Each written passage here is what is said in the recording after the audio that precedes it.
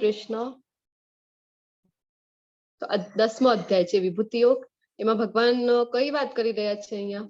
કોણ બતાવશે? આ ભગવાન શું બતાવવાના છે આ અધ્યાયના થ્રુ અર્જુનજીને? પરમેશ્વરનું ઐશ્વર્ય.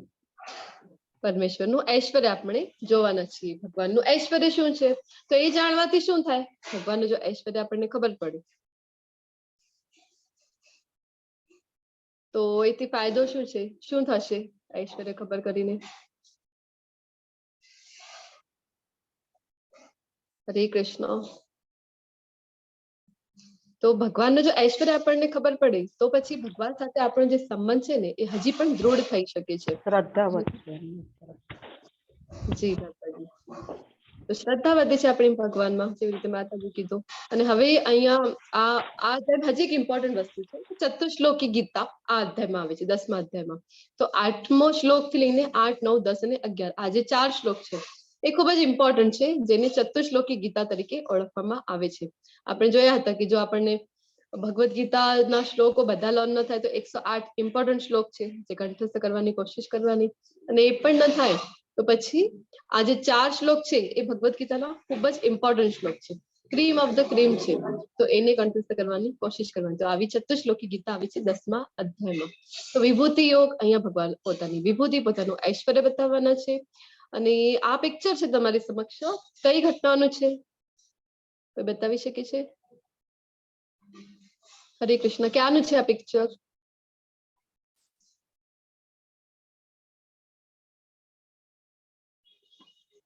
રશ્મિ માતાજી, નિરાલી માતાજી, મંજુલા માતાજી, તમને શું લાગે કઈ ઘટના છે? તમે કોણ દેખાય છે એ તો તમે બતાવી શકો છો ને પિક્ચરમાં? કોણ કોણ છે? નારદજી. એક તો નારાયણજી છે, નારદજી છે. નારદજી છે, શ્રી કૃષ્ણ ભગવાન છે, શ્રી કૃષ્ણ, ને એમની સાથે કોણ ઉભા છે? બલરામજી છે. જી માતાજી, બલરામજી છે. કૃષ્ણ અને બલરામ ઉભા છે. અને ત્યાં આ જો દ્વારિકાનું ઐશ્વર્ય, આ દ્વારિકા નગરી છે, તો દ્વારિકાનું ઐશ્વર્ય કેટલું છે એ પિક્ચરની થ્રુ આપણે જોઈ શકીએ છીએ. એટલા માટે આ પિક્ચર અહીંયા મૂકવામાં આવેલું છે. તો ઋષિ મુનિઓ પાસે કેવી સિદ્ધિ હતી કે આકાશ માર્ગે જઈ શકે? તો નારદજી છે, આપણે જોઈ શકીએ છીએ કે નારદજી આકાશ માર્ગે જઈ રહ્યા છે અને આખા દ્વારિકાનું જે વૈભવ છે એ નિહાળી રહ્યા છે કે કેટલું ભગવાનનું ઐશ્વર્ય છે, કેટલું ભગવાનનું વૈભવ છે. તો ખૂબ ઊંચી ઊંચી ઇમારતો હતી ભગવાનની દ્વારિકા નગરીમાં, બધા સોનાના મહેલો હતા. તો આપણે વાત થઈ હતી ને કે હમણાં જે દ્વારિકા આપણે જોઈ રહ્યા છીએ તો એક ડિસ્ટ્રિક્ટ અથવા તો એક સિટી જેટલું દ્વારિકા, તો દ્વારિકાનું વિસ્તાર એટલું ન હતું. પહેલા જે છે દ્વારિકાનો ખૂબ મોટો વિસ્તાર હતું. આ ગુજરાત થી લઈને છે કચ્છ સુધીનો વિસ્તાર હતો, કારણ કે ભગવાનની રાણીઓ જ 16,108 હતી. તો બધાના જુદા જુદા મહેલો હતા. પછી એટલા જ લોકો જે દ્વારિકામાં નિવાસ કરતા હતા, બધાના નિવાસ સ્થાન. આવી રીતે આખી જે દ્વારિકા હતી ખૂબ મોટો વિસ્તાર હતો અને ખૂબ ઐશ્વર્ય, એટલે કે સ્વર્ગોમાં પણ જોવા ન મળે એટલા જે ઐશ્વર્ય ભગવાનની આ દ્વારિકા નગરીમાં હતા. તો જે ઐશ્વર્ય નિહાળવા માટે દેવતાઓ પણ હોય ને એ પણ લાલાયિત રહેતા હતા. સ્વર્ગના દેવતાઓ, ઋષિ મુનિઓ એ પણ એ દૃશ્ય જે છે દ્વારિકાનો વૈભવ છે, ઐશ્વર્ય છે, એ જોવા માટે લાલાયિત રહેતા હતા. એટલા માટે અહીંયા આ પિક્ચર આપેલું છે, કારણ કે ભગવાનનું ઐશ્વર્ય સૂચવે છે. તો 10મા અધ્યાયનો પહેલો શ્લોક. પૂર્ણ પુરુષોત્તમ પરમેશ્વર બોલ્યા, હે મહાબાહુ અર્જુન, વળી સાંભળ, તું મારો પ્રિય સખા છે. હવે અહીંયા ફરીથી ભગવાન કહી રહ્યા છે અર્જુનને કે તું મારો પ્રિય સખા છે. એનાથી પહેલા પણ ભગવાને કીધું હતું કે ભક્તો અસી મેં સખા ચેતી, તું મારો ભક્ત તથા મિત્ર છે. પછી ફરીથી હમણાં આપણે જે અધ્યાય જોયા છે એમાં ભગવાને કીધું હતું કે તું મારાથી ઈર્ષ્યા નથી કરતો ને, એટલા માટે આ જ્ઞાન તને હું આપી રહ્યો છું. અને અહીંયા ફરીથી ભગવાન કહી રહ્યા છે કે તું મારો સખા છે. તો એટલે ભગવાન જે છે એમને જ્ઞાન આપે છે. તેથી હું તારા હિતાર્થે એવું જ્ઞાન પ્રદાન કરીશ કે જે મેં અગાઉ સમજાવેલા જ્ઞાનથી શ્રેષ્ઠ હશે. હવે એકદમ શ્રેષ્ઠતમ જ્ઞાન અહીંયા ભગવાન જે છે અર્જુનજીને સમજાવવાના છે, એ વાત કરી રહ્યા છે. તો અર્જુનજી જે છે એ આપણે જોયું હતું કે ભગવાનને ક્યારે આપણે સમજી શકીએ તો કેવળ અને કેવળ ભક્તિથી. અને અર્જુનજી ભગવાનથી દ્વેષ નહોતા કરતા. એનો અર્થ એ છે કે આપણે બધાએ ભગવાનનો દ્વેષ કર્યો છે, જેના કારણે આપણે અહીંયા ફસાયા છીએ. તો આ જે ઘટના છે તમારી સમક્ષ પિક્ચરમાં, કઈ ઘટના છે? હરે કૃષ્ણ. બીજા લોકો છે ને એ બીજી કોઈ ગ્રુપમાં વેઇટ કરી રહ્યા છે તમારો. જી માતાજી. ગ્રુપમાં બીજો કોઈ મીટિંગ આઈડી છે ને એની અંદર બીજા લોકો વેટ કરી રહ્યા છે, હું પણ ત્યાં હતી. અચ્છા, જિગ્નેશ પ્રભુજી એવું કઈ છે? ચેક કરજો તો. હરે કૃષ્ણ, હું ચેક કરું. જી કોઈની પાસે મીટિંગ આઈડી હોય તો મને ખાલી વોટ્સઅપ કરી દો ને, કેમ કે હું ગ્રુપમાં નથી. હું જોઈ લઉં તો પણ. હા, માતાજી, જિગ્નેશ પ્રભુજી નો નંબર છે તમારી પાસે? તમે એમને શેર કરી દેજો નંબર, જો શેર કરી છે પ્રભુજી. હા. આપણે કન્ટિન્યુ કરીએ કે આ જે ઘટના છે, કઈ ઘટના છે તમારી સમક્ષ? કોઈને ખ્યાલ હોય તો તમે જણાવી શકો છો. તમને કોણ જોવા મળે છે પિક્ચરમાં? નિરાલીજી, રશ્મિજી, તમે શેર કરી શકો છો. કોણ છે પિક્ચરમાં? દુર્યોધન અને અર્જુન ભગવાન પાસે આવે છે. જી માતાજી, આ જ ઘટના છે. શોભના માતાજી, હજી તમને વિસ્તારમાં કેવું તો કહી શકો છો.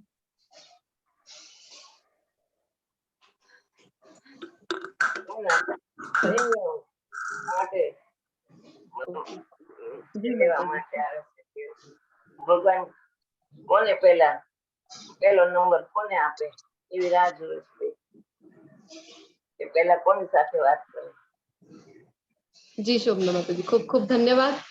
તો આ જે ઘટના છે ને, તો શ્રી કૃષ્ણજી છે એ આરામ કરી રહ્યા હતા. તો ત્યારની ઘટના છે કે એમની પાસે ને બલરામજી તો ના પાડી દીધું કે મહાભારતનું જે યુદ્ધ છે એમાં અમે સહભાગી થવાના નથી. તો કૃષ્ણ અને બલરામ ના પાડી દીધું હતું, એ લોકો આ યુદ્ધમાં સહભાગી થવાના ન હતા.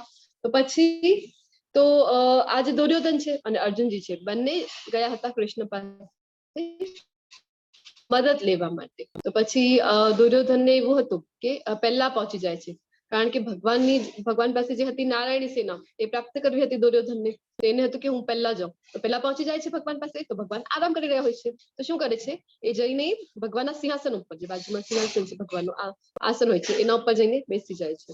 તો હકીકતમાં તો ક્યારે પણ ભગવાનના આસન ઉપર બેસવું જોઈએ. દુર્યોધન આવું કરે છે.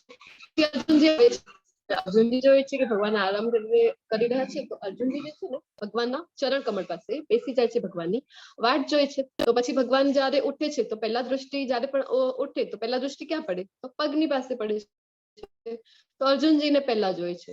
તો ભગવાન કહે છે કે જે પહેલા આવ્યું હોય એને હું પહેલા માગવા માટે પહેલા એને હું આપીશ. તો અર્જુનજીને કહે છે કે તું પહેલા આવ્યો છે? તો દુર્યોધન કહે છે ના ના, હું ક્યારથી આવીને અહીંયા બેઠો છું, ક્યારથી વાટ જોઈ રહ્યો છું.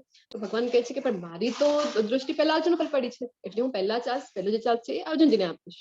તો અર્જુનને કહે છે કે જો યુદ્ધમાં તો હું પાર્ટિસિપેટ કરવાનો નથી, તો તારી પાસે બે ઓપ્શન છે. એક તરફ તો હું છું કે જે શસ્ત્રો ઉપાડના નથી, નિહત છું, અને બીજી બાજુ છે મારી આખી નારાયણી સેના. નારાયણી સેના કેવી હતી? તો જેને કોઈ પણ પરાસ્ત કરી શકે નહીં એવી ભગવાનની નારાયણી સેના હતી. તો તું ચોઈસ કરી શકે છે, તને શું જોઈએ બંનેમાંથી? તો અર્જુનજી કહે છે કે ભગવાન મને તો તમે જ જોઈએ, મને તો નારાયણ સેનાનું હું શું કરું, મને તો તમે જ જોઈએ. ભલે ને તમે શસ્ત્ર ન ઉપાડો પણ મને તો તમારો સાથ જોઈએ છે. તો દુર્યોધન જે છે ને એ ખૂબ ખુશ થઈ જાય છે મનમાં, કે છે કે કેવો મૂર્ખ છે આ અર્જુન. ચલો, મને તો નારાયણ સેના જોઈતી હતી, મને તો એ જ મળી ગઈ. પછી દુર્યોધનને પૂછે છે, તો દુર્યોધન કહે છે ઠીક છે, તો પછી મને નારાયણ સેના આપી દો, અને ખૂબ ખુશ થઈને ત્યાંથી જાય છે. તો આવી ઘટના છે. તો આવી જયારે ઘટના આવે, આવી જયારે પરિસ્થિતિ હોય, ત્યારે શું ચોઈસ કરીએ છીએ આપણે, એ ખૂબ ઇમ્પોર્ટન્ટ છે. તો આવી ઘટનામાં, આવી જે પરિસ્થિતિમાં અર્જુનજી કૃષ્ણનો સાથ પસંદ કરે છે. જે શસ્ત્ર ઉપાડવાના ન હોય તો પણ આવી રીતે એ કૃષ્ણનો જે છે ને કે સાથ માત્ર એમના માટે ઇમ્પોર્ટન્ટ હતો. તો ભક્ત કેવા હોય છે? તો ભક્તને કેવળ અને કેવળ કૃષ્ણ જોઈએ છે. કૃષ્ણની યોજના પર પૂર્ણ વિશ્વાસ હોય છે. તો કુંતી મહારાણીનું પણ જોયું હતું કે કુંતી મહારાણી કેવા છે? તો જો તમારું સાથ, જો સારા દિવસો આવે તો તમારો સાથ જાય છે, અને દુઃખ આવે તો તમારો સાથ પડે છે. તો તમે એક કામ કરો, બધા દુઃખો મને પાછા આપી દો, કારણ કે તમારો સાથ તમને ફરીથી મળશે. તો આવા ભક્તો હોય છે. તો આવી પરિસ્થિતિમાં ખબર પડે છે કે ભક્ત, સાચા ભક્ત કે કોણ છે. તો અર્જુનજીને એટલા માટે અહીંયા ભગવાન જે છે ફરીથી કહે છે કે તું મારો સખા છે. એટલા માટે આ જે જ્ઞાન છે, જે ભગવાન કહી રહ્યા છે કે ક્યારેય કોઈની સમક્ષ નથી સમજાવેલો, તો એવો જ્ઞાન જે છે અર્જુનજી સાથે શેર કરવાના છે. ન મે વિદુઃ સુરગણા પ્રભવમ ન મહર્ષયઃ અહમાદિર્હિ દેવાનામ મહર્ષિણામ ચ સર્વશઃ. મારી ઉત્પત્તિ કે ઐશ્વર્યને ન તો દેવગણ જાણે છે અને ન તો મહર્ષિઓ જાણે છે, કારણ કે હું સર્વથા દેવોનો તથા મહર્ષિઓનો સ્તોત્ર છું.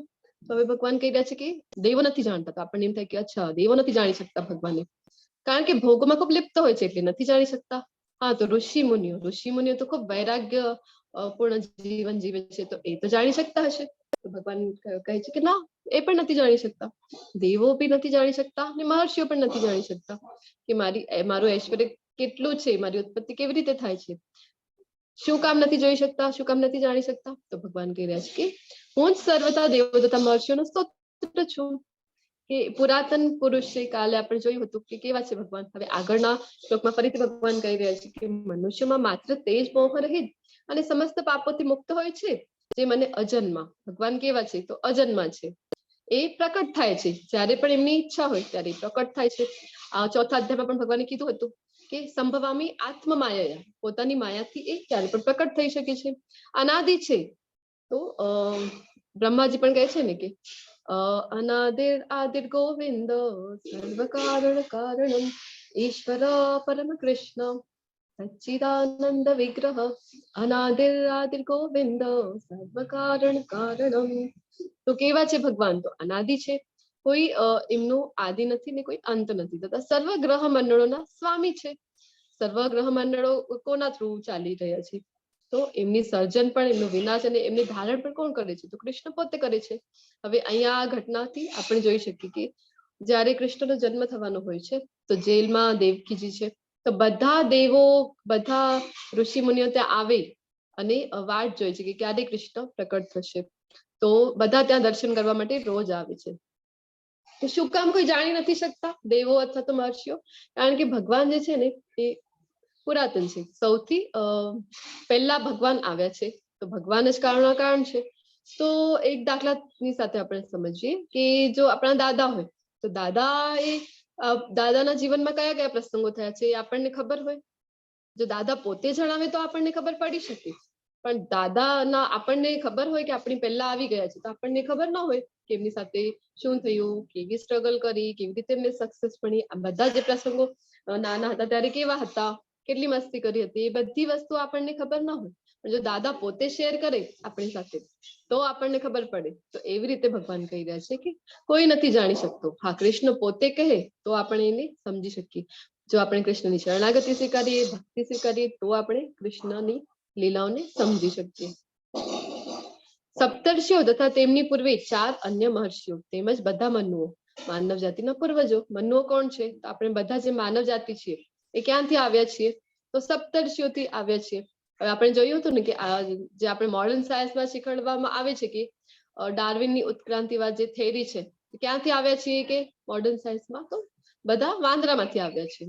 તો આપણે કહેવાનું કે નહીં, અમે વાંદરામાંથી નહીં આવ્યા. આપણા જે મનુઓ ક્યાંથી આવ્યા છે? મનુઓ કહે છે ભગવાન કે મારામાંથી ઉત્પન્ન થયા છે. તો મનુઓથી આપણે બધા આવ્યા છીએ, એટલે કે સ્તોત્ર કોણ છે? તો કૃષ્ણ છે. તો આપણે બધા કૃષ્ણની સંતાનો છીએ, ઋષિઓની સંતાનો છીએ. આપણે બધા વાંદરામાંથી નથી આવ્યા. પછી મારા મનમાંથી ઉત્પન્ન થયેલા છે બધા જે ઋષિ.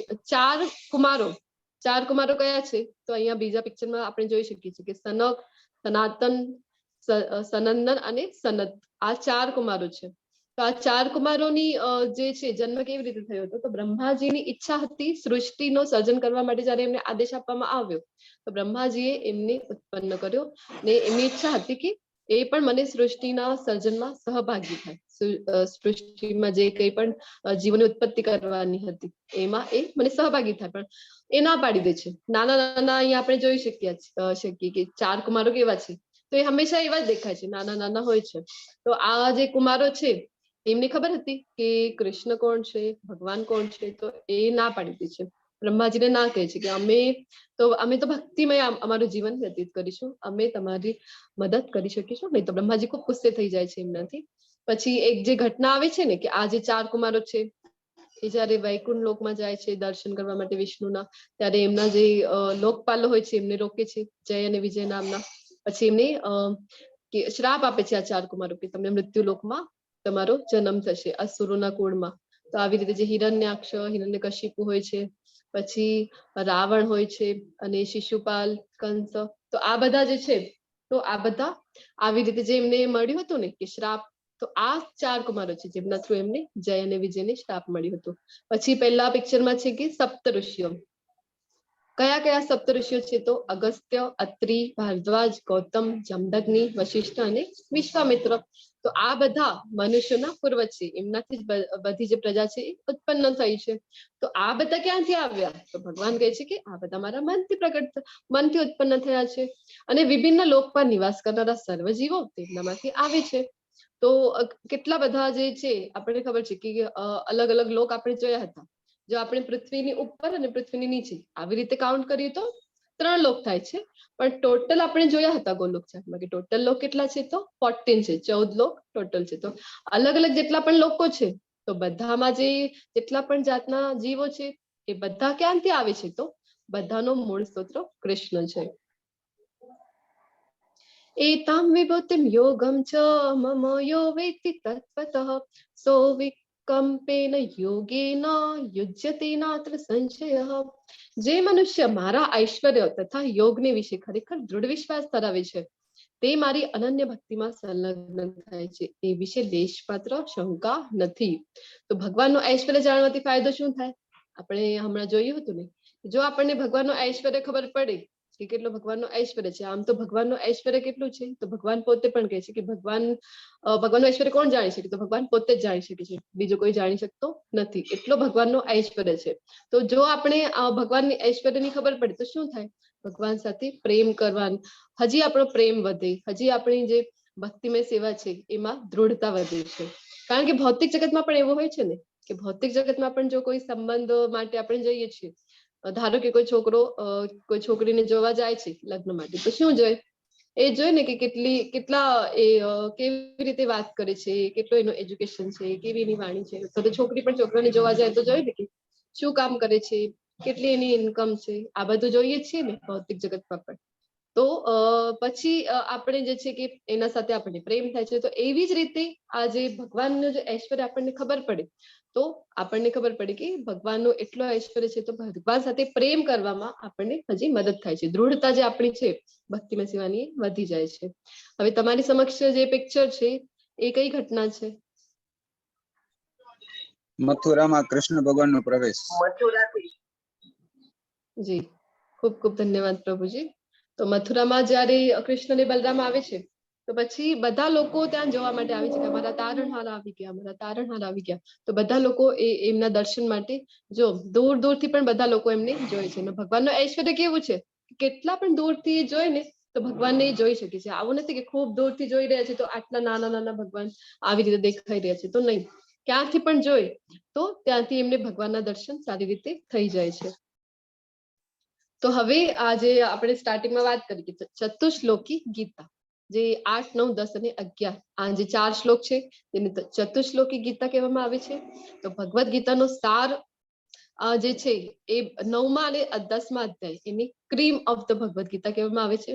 અને આ જે 4 શ્લોક છે એને ક્રીમ ઓફ ધ ક્રીમ પણ કહેવામાં આવે છે, કે એટલો જે સાર છે મુખ્ય એ આ 4 શ્લોકોમાં છે. તો 8મા શ્લોકમાં ભગવાન કહી રહ્યા છે કે અહમ સર્વસ્ય પ્રભવો મત્ત સર્વમ પ્રવર્તતે ઇતિ મત્વા ભજન્તે મામ બુધા ભાવ સમન્વિતઃ. હું સમસ્ત દિવ્ય તથા ભૌતિક વિશ્વનું કારણ છું, દરેક વસ્તુ મારામાંથી ઉદ્ભવે છે. જે બુદ્ધિમાન મનુષ્યો આ સારી રીતે જાણે છે તેઓ મારી પ્રેમ ભક્તિમાં પરોવાય છે અને સર્વથા અંતકરણ પૂર્વક મને ભજે છે. તો અહીંયા બાજુમાં કયો પિક્ચર છે? ગોલોક ચાર્ટમાં આપણે જોયું હતું. કયા વિષ્ણુ છે આ? કારણોદક. જી રશ્મિ માતાજી, કારણોદક્ષાઈ વિષ્ણુ અથવા તો મહાવિષ્ણુ. તો મહાવિષ્ણુના પ્રત્યેક રોમકૂપોથી અસંખ્ય બ્રહ્માંડોની રચના થાય છે. તો આપણે જોયું ને કે ભગવાનના જે પ્રથમ પુરુષ અવતાર છે એમના રોમકૂપોથી જ બધા જે બ્રહ્માંડો છે એ પ્રકટ થાય છે. તો ભગવાનથી જ બધું આવે છે. તો અહીંયા ભગવાન બતાવી રહ્યા છે કે જેટલા પણ ભૌતિક વિશ્વો છે એ બધાનું કારણ જ હું છું. દરેક વસ્તુ ભગવાનમાંથી જ ઉદ્ભવી રહ્યા છે. તો જો કોઈ આ વાત જાણે છે તો ભગવાન એમને શું કહી રહ્યા છે કે આવા લોકો બુદ્ધિમાન છે, કે જે જાણે છે કે બધું ભગવાનથી જ પ્રકટ થાય છે.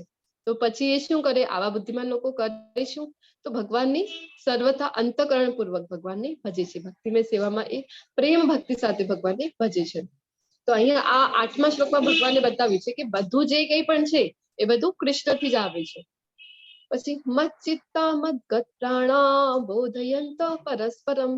તો અહીંયા આ 8મા શ્લોકમાં જે ભગવાને વાત કરી કે બધું જે છે એ ભગવાનથી આવે છે, અને એ જે વાત જાણે છે તો એ જે ભગવાનના આવા જે ભક્તિયુક્ત પ્રેમ ભક્તિમાં જે પરોવાયેલા ભક્તો છે, બુદ્ધિમાન છે, આવા લોકો જ એ જાણી શકે છે. પછી આવા લોકો એટલે કે ભક્તો છે, તો પછી કરે શું છે, તો ભગવાનમાં જ એમનું મન પરોવાયેલું હોય છે.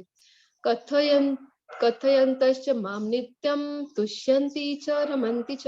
મારા શુદ્ધ ભક્તોના વિચાર મારામાં નિમગ્ન હોય છે, તેમના જીવન પૂર્ણપણે મારી સેવામાં સમર્પિત હોય છે. ભગવાનના ભક્તો હોય છે, એમનું કામ શું હોય છે, તો કન્ટિન્યુઅસલી જે કંઈ પણ વિચારે તો એમાં ભગવાનના વિશે જ વિચારતા હોય છે. તો ભગવાનના જ વિશે વિચારે છે, અને બીજો શું કરે છે, તો એમનું જે જીવન છે એ ભગવાનની ભક્તિમય સેવામાં જ સમર્પિત હોય છે. અને બીજું હજી એક કામ શું કરે છે, તો તેઓ પરસ્પર બોધ આપી તથા મારા વિશે વાતો કરી તો પરમ સંતોષ તથા આનંદનો અનુભવ કરે છે. શું કરે છે, બોધયંત. તો બોધયંત પરસ્પરમ, એકાબીજાની સાથે વાતો કરે. તો કોની વાતો કરે, તો કૃષ્ણની લીલાઓ, કૃષ્ણના ગુણો, એ જ બધી વાતો એકબીજા સાથે કરતા હોય છે. તો કન્ટિન્યુઅસલી આવી જ વાતો કરે છે કે કેટલા કલાક કરતા હશે, ભગવાનના જ વિશે વાતો કરે છે, અડધો કલાક, 2 કલાક. તો ભગવાન કહે છે કે નિત્યમ, કે કથયંતશ્ચ મામ નિત્યમ, કેટલી વાતો નિત્યમ એ જ કરે છે, સતત કરે છે. તો આપણને એમ થાય અરે એ જ વાત કરે છે, તો પછી તો એ તો બોર થઈ જતા હશે. તો ભગવાન કહે છે કે ના, તુષ્યંતી ચ રમંતી ચ. તો શું એમને પ્રાપ્ત થાય છે આવું કરવાથી, તો ભગવાન કહે છે કે પરમ સંતોષ અને પરમ આનંદ. આવું નહીં કે ફક્ત સંતોષ થયો અને આનંદ થયું, પરમ સંતોષ અને પરમ આનંદ. તો આપણે આજકાલ બધાને કેવું હોય છે કે બધાને આ જે રિઝલ્ટ છે એ તો બધાને જોઈતું હોય છે, બધાને પરમ સંતોષ, પરમ આનંદ જોઈતો હોય, પણ એના પાછળ કોઝ શું છે એ કોઈને કરવાનું હોતું નથી. કેવી રીતે પ્રાપ્ત કરી શકીશું, ભૌતિક જગતમાં જે કંઈ પણ કરીએ આપણે નથી, ક્યારે પણ આપણને પરમ સંતોષનો જે છે અનુભવ ન થઈ શકે. હવે આપણને એમ થાય કે હા, બીજા બધા લોકો છે કેટલા આનંદમાં છે, કોઈ વર્લ્ડ ટૂર જઈ રહ્યો છે, કોઈ તો સ્વિમિંગ પુલમાં જઈ રહ્યો છે, કોઈ અલગ અલગ જગ્યાએ ફરવા જઈ રહ્યો છે, અને ભગવાનના ભક્તો શું કરી રહ્યા છે, તો બસ નિરંતર ભગવાનનું સ્મરણ કરી રહ્યા છે, ભગવાનની જ વાતો કરી રહ્યા છે એકબીજા સાથે. તો જે ભૌતિક વસ્તુ આપણે કરીએ છીએ એનાથી જે આનંદ મળે છે, એક તો કેવું હોય છે કે ક્ષણભરનો હોય છે, પણ ભગવાન વિશે જો આપણને જ્ઞાન હોય અને ભગવાનનો જો આપણે ભક્તિમય સેવામાં પરોવાયેલા હોઈએ, નિરંતર ભગવાનને ભજીએ, તો શું થાય, એનાથી પરમ સંતોષ અને પરમ આનંદ આપણને પ્રાપ્ત થઈ શકે. તો એક જ રસ્તો છે પરમ સંતોષ અને આનંદ પ્રાપ્ત કરવાનો, કે કૃષ્ણની ભક્તિમય સેવા કરવાની. તો પહેલા શ્લોકમાં ભગવાને બતાવ્યું કે પોતાથી જ ભગવાનથી જ બધું જે છે, જે કંઈ પણ આવે છે ભૌતિક જગતમાં, જે કંઈ પણ અસ્તિત્વમાં છે એ બધું ભગવાનથી છે, અને જે જાણે છે એ બુદ્ધિમાન લોકો છે. તો એ લોકો શું કરે છે, તો બીજા શ્લોકમાં એ બતાવ્યું કે ભક્તો કરે છે શું, તો કન્ટિન્યુ નિરંતર છે, નિત્યમ ભગવાનનું સ્મરણ કરે છે, એકબીજા સાથે ભગવાનની જ ગુણ અને લીલાઓની વાતો કરે છે. તો આપણે હંમેશા જાણી શકીએ છીએ કે વ્યક્તિ તેમની સંગત અને પ્રવૃત્તિઓના ક્ષેત્રોના આધારે શું છે. તો કાગડાઓ હંમેશા કચરાના ઢગલામાં પોતાની વસ્તી બનાવે છે, જ્યારે હંસ શાંત તળાવમાં. તો જે સંઘ છે ને એ ખૂબ ઇમ્પોર્ટન્ટ હોય છે, એટલા માટે ઇસ્કોનમાં આપણે કહીએ છીએ કે સાધુ સંઘનો ખૂબ મહિમા છે. તો જેવો આપણને સંઘ મળે ને એવી જ આપણા કાર્યો જે છે એ પ્રકારના થતા જાય છે. તો જો આપણને સાધુ સંઘ મળે, હમણાં જ કુંતી માતાની પ્રાર્થનાઓની પહેલા જ જે છે નારદ મુનિજીની ઘટના થઈ ગઈ છે શ્રીમદ ભાગવતમમાં, જે મેં કીધું હતું ને કે સવારે 7 વાગે શ્રીમદ ભાગવતમના ગુજરાતી વર્ગો ચાલે છે.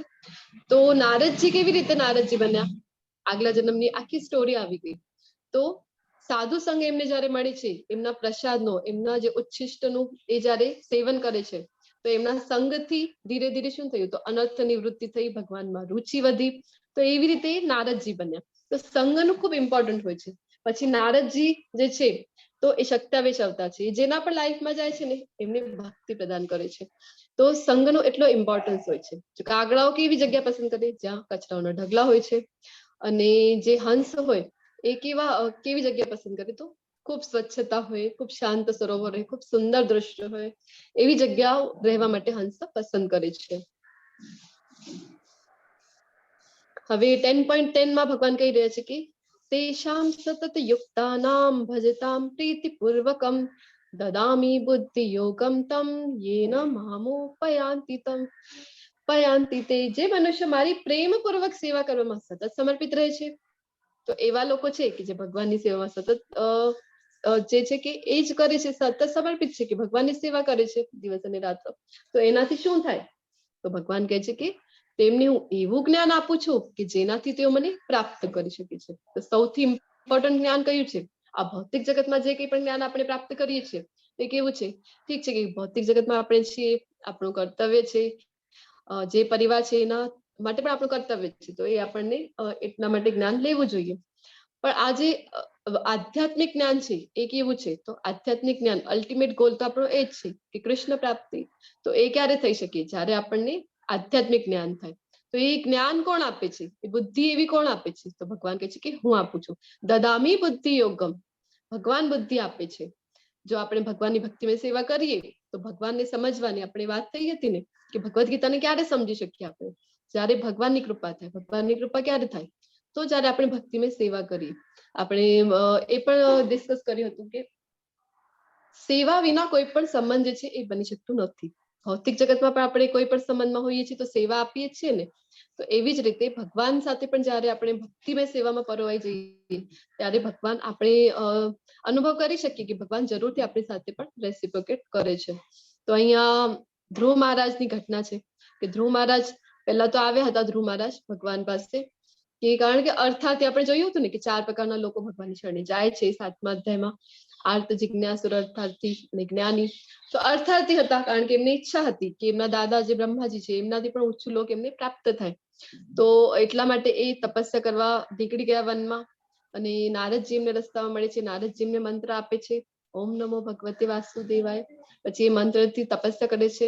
તો પહેલા મહિના ફક્ત ફળો ખાઈને, પછી બીજા મહિના પાંદડા ખાઈને, એવી રીતે ધીરે ધીરે એક મહિનામાં એક વસ્તુ છોડે છે. પછી 1 મહિનો ફક્ત શ્વાસ લઈને એ તપસ્યા કરે છે. પછી એની પાછળ તો શ્વાસ પણ રોકી દે છે. તો પછી એ બધા જે બીજા લોકમાં પણ જે હતા એ દેવતાઓને બધા એ લોકોનો પણ શ્વાસ રૂંધાઈ જાય છે જયારે એટલી કઠોર તપસ્યા ધ્રુવ મહારાજ કરે છે. તો પછી એ ભગવાનને પ્રાર્થના કરે છે અને ભગવાન જો પ્રકટ થયા છે ધ્રુવ મહારાજની સામે. તો ધ્રુવ મહારાજ ઈચ્છાની સાથે આવ્યા હતા અર્થાત એટલા માટે આપણે કહીએ છીએ. પણ પછી જયારે ભગવાનના દર્શન થાય છે ત્યારે એમને એમ થાય છે ભગવાન જયારે સામે આવે છે ને તો કઈ પણ એ બોલી શકતા નથી ભગવાન સામે. તો ભગવાન શું કરે? પોતાનું જે શંખ છે એમના માથા પર અડાડે છે. તો એનાથી એમને જ્ઞાન થાય છે, જ્ઞાનની પ્રાપ્તિ થાય છે. પછી ખૂબ સુંદર સ્તુતિ કરે છે ભગવાનની. અને જ્ઞાન થયા પાછળ શું કહે છે કે મને હવે કાંઈ નથી જોઈતું. પણ ભગવાન કેવા કૃપાળુ છે. ભગવાન કહે છે કે ના, તે ઈચ્છા કરી હતી ને એટલે ભગવાન એને કહે છે કે 36,000 વર્ષ સુધી તું આખા પૃથ્વીનું સામ્રાજ્ય ભોગવીશ. અને 36,000 વર્ષ સુધી સામ્રાજ્ય ભોગવે છે એ પણ કેવી રીતે? તો આ બધી ઇન્દ્રિયો એમની સક્ષમ હોય છે. એવું નહીં કે ઘરડા થઈ ગયા, વૃદ્ધ થઈ ગયા, ચાલવામાં તકલીફ પડે છે, તો આવું નહીં. તો બધી ઇન્દ્રિયો સક્ષમ હોય છે. એવી રીતે 36,000 વર્ષ સુધી એ પૃથ્વીનું સામ્રાજ્ય ભોગવે છે. અને પછી ધ્રુવલોક એમને જે આપે છે એ કહેવામાં આવે છે કે જયારે પ્રલય થાય છે ને ત્યારે બધા લોકો જે નાશ પામે છે પણ ધ્રુવલોક એવું ને એવું જ રહે છે. તો બંને વસ્તુ એમને આપે છે. એક તો લોકની ભગવાનની પણ પ્રાપ્તિ થઈ ગઈ અને જે એમની કામના હતી એની પણ પૂર્તિ થઈ જાય છે. તો જ્ઞાન જે છે કોણ આપે છે? તો કૃષ્ણ કહે છે કે હું એવું જ્ઞાન આપું છું. કોને? તો જે ભક્તિપૂર્વક, પ્રીતિપૂર્વક, અહીંયા ભગવાને શબ્દ યુઝ કર્યું છે, પ્રીતિપૂર્વક, પ્રેમપૂર્વક ભગવાનની સેવા કરે છે. તો એક ઉદાહરણ છે કે આપણા કાકા કાકી હોય અથવા તો મામા મામી હોય તો એ કેવા હોય છે? તો ધારો કે છોકરાઓને શરદી થઈ છે તો પણ એમ માગણી કરે છે કે આઈસ્ક્રીમ જોઈએ તો એમના પિતાજી આપે. આપણે પેલા ઉદાહરણ જોયું હતું. તો છોકરાઓને ચોકલેટ જોઈએ તો એમના કાકા કાકી કેવા હોય કે તરત જ આપી દે. પણ એના માતા પિતા છે એમનું શ્રેય જોઈ છે, એ એમને નથી આપતા કે એમના માટે સારું નથી. તો ભગવાન છે એ પણ કેવા છે? ભગવાન આપણા પિતા છે. આપણે જોયું હતું ને, ભગવાને પોતે કીધું છે. તો ભગવાન કેવા છે? તો ભગવાન એક જવાબદાર માતા પિતા તરીકે સદગુણના બદલામાં પુરસ્કાર આપે છે અને આપણી ભૂલો જે છે એ પણ આપણી સુધારે છે. તો ઉદાહરણ છે ધ્રુવ મહારાજ, બાલીજી વગેરે. તેષામેવાનુકંપાર્થ અહમ જ્ઞાનાંજં તમઃ નાશયામ્યાત્મ ભાવસ્તો જ્ઞાનદીપેન ભાસ્વતા. હવે 11મા શ્લોકમાં ભગવાન કહી રહ્યા છે કે ભક્તો પર વિશેષ કૃપા કરવા માટે તેમના હૃદયમાં નિવાસ કરનારો હું જ્ઞાનરૂપી પ્રકાશમાન દીપક વડે અજ્ઞાનજન્ય અંધકારને દૂર કરું છું. ભગવાન શું કરે છે? વિશેષ કૃપા કરે છે ભક્તો ઉપર. તો આપણે જે છે આપણા ઉપર એક કવરિંગ છે, આપણે જોયું હતું ને, અજ્ઞાનતાની પરત છે. તો અજ્ઞાનતાના અંધકારમાં આપણે ડૂબેલા છીએ. તો જયારે આપણે ભક્તિમય સેવામાં પરવાઈ જઈએ છીએ તો ભગવાન શું કરે છે? તેમની ઉપર વિશેષ કૃપા કરે છે. આ જે અજ્ઞાનતાનો આપણો અંધકાર છે એ દૂર કરે છે. તો હમણાં જ કાર્તિક માસ કયું છે, તો કાર્તિક માસમાં આપણે શું કરીએ છીએ? તો યશોદા દામોદરને આપણે દીપ પ્રદાન કરીએ છીએ, દીપદાન કરીએ છીએ. તો ભક્તો જે છે એ ભગવાનને દીપ પ્રદાન કરે છે અને એની સાથે સાથે ભગવાનને કહે છે કે હું મન પણ તમને અર્પણ કરું છું. તો ભગવાન શું કરે છે? તો ભગવાન પણ આપણને જે છે એનો પ્રકાશ આપે છે. કયો પ્રકાશ આપે છે? તો જ્ઞાન રૂપી પ્રકાશ આપે છે, જે આપણા અજ્ઞાનતાના અંધકારને દૂર કરી દે. તો આ જે 4 શ્લોક છે 8, 9, 10 અને 11 એ ખૂબ જ ઇમ્પોર્ટન્ટ છે. ચતુશ્લોક ગીતા છે. હવે આપણે જોઈશું અર્જુનજી શું કહે છે. અર્જુન ઉવાચ પરમ બ્રહ્મ પરમ ધામ પવિત્રમ પરમમ ભવાન પુરુષમ શાશ્વતમ દિવ્યમ આદિદેવમ અજમ વિભુમ. તો અર્જુને કહ્યું આ પૂર્ણ પુરુષોત્તમ પરમેશ્વર, પરમ ધામ, પરમ પવિત્ર, પરમ સત્ય છો. આ બધું કોણ કહી રહ્યું છે? તો અર્જુન કોણ છે? તો અર્જુન તો મિત્ર છે. અર્જુન તો એમના ભાઈ છે. એટલા માટે મિત્ર હોય તો થોડી ઘણી તો ચાપલુસી ચાલે ને. એટલે અર્જુનજી વખાણ કરી રહ્યા છે અહીંયા કૃષ્ણના. તો ના, તો કોઈને એવું થઈ શકે કે એટલા માટે અર્જુનજી બોલી રહ્યા છે. પણ આગળ જે છે આગળના શ્લોકમાં શું કહી રહ્યા છે અર્જુનજી? આપ સનાતન દિવ્ય આદિ પુરુષ છો, અજન્મ તથા મહાનતમ છો. તો કોણ કોણ કહે છે હજી? તો એના રેફરન્સીસ અહીંયા અર્જુનજી આપી રહ્યા છે. નારદ, દેવલ તથા વ્યાસ જેવા સર્વ ઋષિઓ આપના વિશે આ સત્યનું સમર્થન કરે છે અને હવે આપ સ્વયં મને તે જ કહી રહ્યા છો. તો અહીંયા આ બધાના નામ અર્જુનજી બતાવી રહ્યા છે કે કોણ કોણ કહે છે. તો મહાન જે ઋષિઓ છે, નારદજી છે, દેવલ છે, વ્યાસ ઋષિ છે, આવા બધા જે મહાન ઋષિઓ છે એ બધા કહે છે અસિતો દેવલો વ્યાસ સ્વયં ચૈવ પ્રવિશિમે. આવા બધા મહાન ઋષિઓ કહે છે આપણા એ બધા એ સત્યને જાણે છે, આ સત્યનું સમર્થન કરે છે અને હવે આપ પોતે પણ મને એ જ સત્ય કહી રહ્યા છો. હે કૃષ્ણ, આપે મને જે બધું કહ્યું છે તેને હું સર્વ સાચું માની સ્વીકારું છું. તો આ જે ક્વોલિટી છે, જો અર્જુનજી જે છે કહે છે કે કૃષ્ણને જે કંઈ પણ કહ્યું છે તે સાચું છે અને સ્વીકાર કરે છે. તો શિષ્યની ક્વોલિટી હોવી જોઈએ કે ગુરુ જે કંઈ પણ કહે એને સ્વીકાર કરે. હે પ્રભુ, ન તો દેવો કે ન તો દાનવો આપના સ્વરૂપને જાણવા સમર્થ છે. દેવો પણ નહીં અને દાનવો પણ નહીં, કોઈ પણ ભગવાનના આ સ્વરૂપને જાણવા માટે કોઈ પણ સમર્થો નથી. હે પુરુષોત્તમ, હે સર્વના ઉદ્ભવ સ્થાન, હે સમસ્ત જીવોના સ્વામી, હે દેવોના દેવ. દેવોના દેવ એટલે કે મહાદેવ દેવોના દેવ છે. પણ મહાદેવ પણ ક્યાંથી આવતા? આપણે જોયું હતું ને. તો ભગવાનના જે પ્રથમ અવતાર પુરુષ અવતાર છે મહાવિષ્ણુ, એમનાથી જ બધા આવે છે. તો મહાદેવ જે છે એ પણ વિષ્ણુથી જ આવે છે. તો હે વિશ્વના સ્વામી, આખા વિશ્વના સ્વામી કોણ છે? તો ભગવાન પોતે છે. એકમાત્ર આપ જ પોતાની અંતરંગ શક્તિથી પોતાને જાણી શકો છો. તો ભગવાન કેવા છે? પુરુષોત્તમ. તો ભગવાન જે છે ને, ભગવાનને કોણ જાણી શકે છે? આવા જે ભગવાન પુરુષોત્તમ છે. તો ભગવાનને કોણ જાણી શકે? તો ભગવાનના એટલું બધું ઐશ્વર્ય છે કે કોઈ પણ દેવતા, દાનવ, કોઈ પણ ઋષિ મુનિ પણ નહીં, કોઈ ભગવાનને નથી જાણી શકતા. કેવળ ભગવાન જ એવા છે જે પોતાના ઐશ્વર્યને જાણી શકે. હે કૃષ્ણ, હે પરમ યોગી. તો પરમ યોગી એટલે કે કૃષ્ણ યોગી પણ છે. આવું નહીં કે કૃષ્ણ યોગી જ છે, કૃષ્ણ યોગી પણ છે. હું કેવી રીતે આપનું સતત ચિંતન કરું અને કેવી રીતે આપને જાણી શકું? હે પૂર્ણ પુરુષોત્તમ પરમેશ્વર, આપનું સ્મરણ કયા કયા રૂપમાં કરવામાં આવે? તો ભગવાને કીધું છે સતતમ કીર્તયંતો મામ, કે નિત્ય ભગવાનનું જે સ્મરણ કરે છે એવા ભગવાનના ભક્તો હોય છે. પછી અર્જુનજી પૂછી રહ્યા છે કે હું કેવી રીતે સતત તમારું જે છે ચિંતન કેવી રીતે કરી શકું કે તમારું ધ્યાન મારા હૃદયમાં રહે? તો એટલા માટે એ પૂછી રહ્યા છે કે કયા કયા સ્વરૂપમાં હું કઈ કઈ વસ્તુને જોઉં તો તમને હું યાદ કરી શકું. હે જનાર્દન, આપ કૃપા કરી ફરીથી આપના યોગ સામર્થ્ય તથા ઐશ્વર્યનું વિસ્તારથી વર્ણન કરો. હું આપના વિશે શ્રવણ કરવામાં ક્યારેય તૃપ્ત થતો નથી. તો અર્જુનજી શું કહે છે કે હજી ને હજી સાંભળવાનું ગમે છે એમને. જેટલું પણ સાંભળે છે એટલું એમને ઓછું લાગે છે, કેમ કે જેમ હું આપના વિશે વધુ સાંભળું છું તેમ આપના શબ્દરૂપી અમૃતનું વધુ ને વધુ આસ્વાદન કરવા ઈચ્છું છું. તો ભૌતિક જગતમાં પણ એવા જ હોય છે. જે કામ વિશે હોય છે એ બધા એવા જ હોય છે.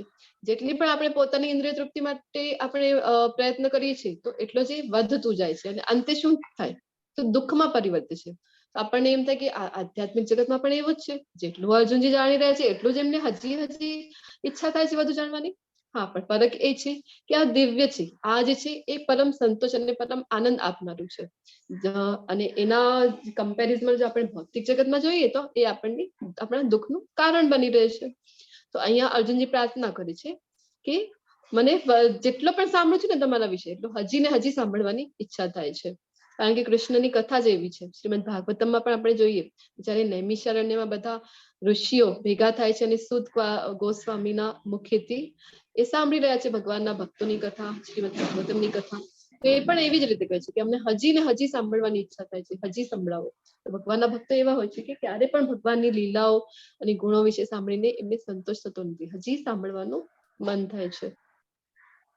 તો જ્યારે તમે આ બધું જો છે જે તમારી સમક્ષ સ્ક્રીન પર છે, તમને કોણ યાદ આવે છે? ઝીરો જો તમે તો કોણ યાદ આવે તમને? અચ્છા, તો મોનાલિસા નું પિક્ચર છે, E = mc², આ ફોર્મ્યુલા આપેલું છે. તમે આ બધું જો તો કોણ તમને યાદ આવે છે? હરે કૃષ્ણ. E = mc² એટલે આલ્બર્ટ આઇન્સ્ટાઈન યાદ આવે, 0 એટલે આર્યભટ્ટ યાદ આવે, એના જે ક્રિએટર છે એ યાદ આવે મેન તો. જી અમરીશ પ્રભુજી, ખૂબ ખૂબ ધન્યવાદ. મોનાલિસા નો પિક્ચર તમે જો તો તમે લિયોનાર્ડો દા વિન્સી જે ચિત્રકાર હતા એ યાદ આવે. અને જેવી રીતે પ્રભુજી કીધું છે તો આઇન્સ્ટાઈન જેમણે ઇલેક્ટ્રિસિટીની શોધ કરી છે એ આ ફોર્મ્યુલા જોઈને, એટલે કે જે શોધ છે એ કોણે કરી છે એ વસ્તુ જ્યારે આપણે જોઈએ ત્યારે આપણને યાદ આવે ને, તો પછી કૃષ્ણને ક્યારે આપણે યાદ કરી શકીએ? તો જે એમની મુખ્ય જે વિભૂતિઓ કોઈ વિશેષ વસ્તુમાં, વિશેષ વ્યક્તિ, વિશેષ જીવોમાં આપી છે, તો એ જયારે આપણે જોઈએ તો આપણે કૃષ્ણ યાદ આવે. પૂર્ણ પુરુષોત્તમ પરમેશ્વર બોલ્યા, હવે હું તને મારા ફક્ત મુખ્ય વૈભવયુક્ત રૂપોનું વર્ણન સંભળાવીશ, કારણ કે હે અર્જુન, મારું ઐશ્વર્ય અપાર છે. તો ભગવાનનું ઐશ્વર્ય, જો ભગવાન આખા ઐશ્વર્યનું જો વર્ણન કરવા જાય તો પછી કેટલું ભગવાનનું ઐશ્વર્ય છે.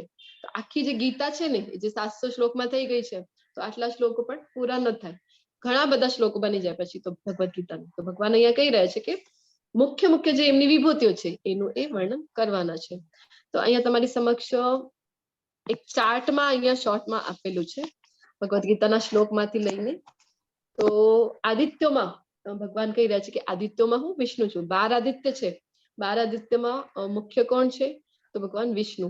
જ્યારે આદિતિ, જે દેવ માતા આદિતિ છે, એમની ત્યાં જયારે વામન અવતારમાં ભગવાન જન્મ લે છે ને, તો પછી એ રીતે ભગવાન કહી રહ્યા છે કે વામન એટલે કે વિષ્ણુના જ અવતાર હતા. તો આવી રીતે ભગવાન કહે છે કે આદિત્યોમાં વિષ્ણુ હું છું. પછી પ્રકાશ જે છે, તો સૂર્યના પ્રકાશની સમક્ષ આપણને બધાને ખબર છે કે કોઈ પણ વસ્તુ આપણે લઈ લઈએ, કોઈ વસ્તુ આપણને એમ થાય કે ખૂબ પ્રકાશ આપણને મળી રહ્યું છે, કોઈ વસ્તુ ખૂબ પ્રકાશિત લાગે છે, પણ જેવી જ રીતે સૂર્ય પ્રકટ થઈ જાય તો શું થાય? બધું જ જે પ્રકાશ છે જે એ બધું એની સામે ફીકું પડી જાય છે. સૂર્યનો એટલો પ્રકાશ હોય છે. કેવો પ્રકાશ છે સૂર્યનો? તો સૂર્યનો ગરમી એટલી પણ નથી કે બધાને બાળીને ભસ્મ કરી દે, અને એટલી પણ ઠંડી એમાં નથી. તો આવું જે બેલેન્સ જે પ્રકાશ છે, આવું સૂર્યનું છે. તો શું છે? ભગવાનની વિભૂતિ છે. પવનદેવ જે છે એમાં મરીચી છે.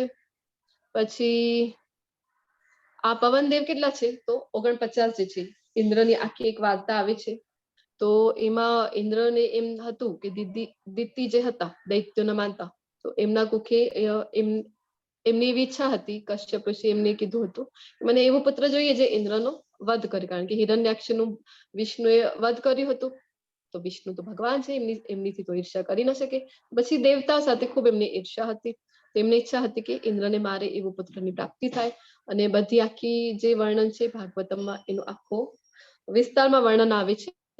તો પછી ઇન્દ્રને એવું હતું કે એ ઇન્દ્રનો વધ કરવાનું છે, એ એમના કુખેથી જે પુત્ર જન્મ છે, તો એટલા માટે એમને 7 ટુકડોમાં એમને વિભાજિત કર્યા. પછી જયારે રોય છે તો એમને કહે છે કે રોતા નહીં, તો મારુત, તો મારુત એટલે કે રોતો નહીં, એવી રીતે. તો પછી ફરીથી એક જે 7 ટુકડા કર્યા હતા, તો પ્રત્યેક ટુકડાના હજી 7 કરે છે, એવી રીતે 49, એટલે કે એવી રીતે મારુત થયા હતા. તો એ બધામાં મુખ્ય કોણ છે? તો મરીચી.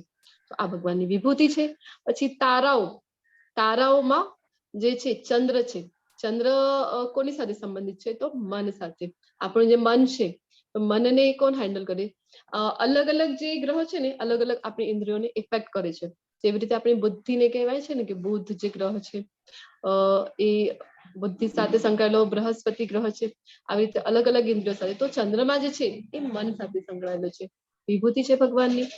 પછી વેદોમાં ભગવાન કહે છે કે સામવેદ છે. સામવેદમાં શું છે? તો ભગવાનની ખૂબ સુંદર સુંદર સ્તુતિઓ છે. વેદોમાં જ આમ તો સ્તુતિઓ છે ભગવાનની, પણ સામવેદમાં હજી પણ મોટી મોટી અને સુંદર સુંદર ભગવાનની સ્તુતિઓ છે. પછી દેવતાઓમાં ઇન્દ્ર છે. દેવતાઓના રાજા કોણ છે? તો ઇન્દ્ર છે, એ વિભૂતિ છે ભગવાનની. દેવતાઓમાં ભગવાન કહી રહ્યા છે કે ઇન્દ્ર છે. પછી બધી આપણી જે ઇન્દ્રિયો છે, તો ઇન્દ્રિયોમાં સૌથી સક્ષમ કોણ છે? તો મન છે.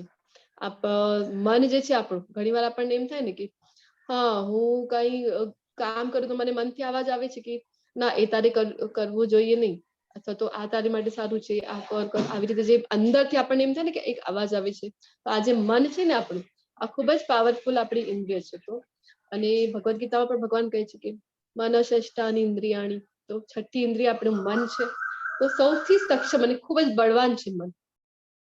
જો આપણું મન લાગેલું હોય ને, તો એ જ વસ્તુ આપણે જે છે કે જોઈ શકીએ, અથવા તો કોઈ આપણને એમ થાય કે આપણે કામ કરી રહ્યા છીએ, પણ આપણું જો મન એમાં ન હોય ને, તો એ કામ આપણું થઈ શકતું નથી. ધારો કે કોઈ બાળકો છે, ટીવી જોતા હોય, એમની મમ્મી એમને કેટલો પણ બોલાય, તો એમનું જો મન છે એ ટીવીમાં લાગેલું છે.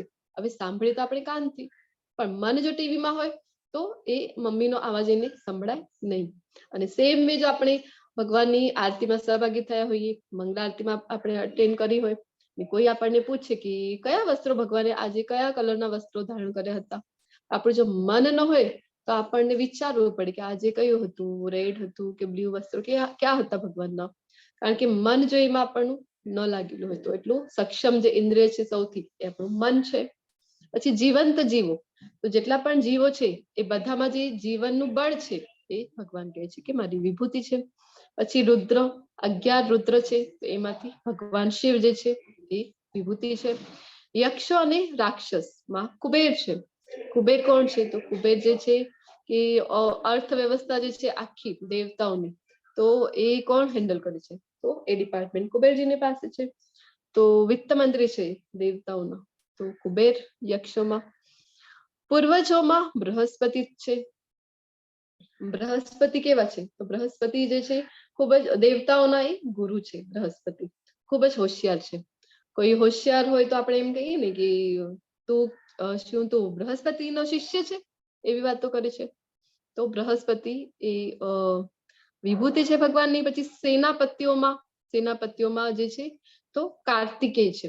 ભગવાન જે છે સેનાપતિઓમાં કાર્તિકેય છે. દેવતાઓના જે સેનાપતિ છે એ કાર્તિકેય છે. જ્યારે પણ યુદ્ધ થાય દેવતાઓનું દૈત્ય સાથે, ત્યારે કાર્તિકેય એ બધું કમાન સંભાળે છે.